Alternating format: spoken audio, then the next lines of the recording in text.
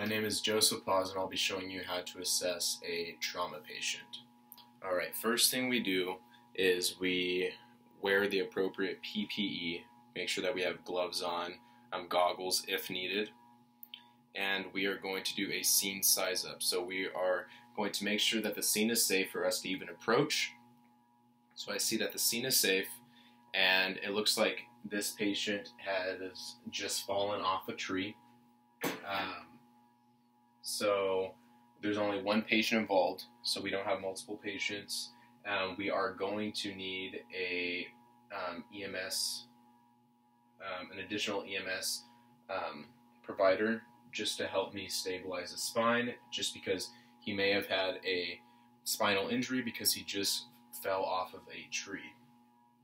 So first I'm going to ask the patient a few questions to make sure that he's responsive. Hello, sir, what is your name? My name is Jordan. And what happened? I fell off the tree and I hurt my back. Okay. So now what we're going to do is, he's obviously conscious, and he's responsive because he is responding to my questions. So now I'm going to ask him what his chief complaint is. So what is your chief complaint? My back hurts. Okay. On the right side. On the right side of your back. All right. So now we're going to make sure that we're going to open up his airway and make sure that he could breathe properly. So I'm just going to tilt his head back, make sure that he can breathe.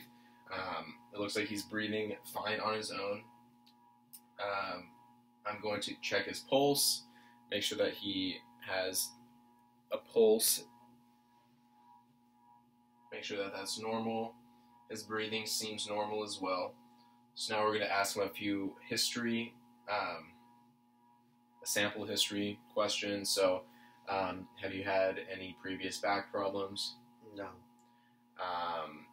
What was your last oral intake today? What did you last eat? Sliced pizza. Okay. What time? About 2 hours ago.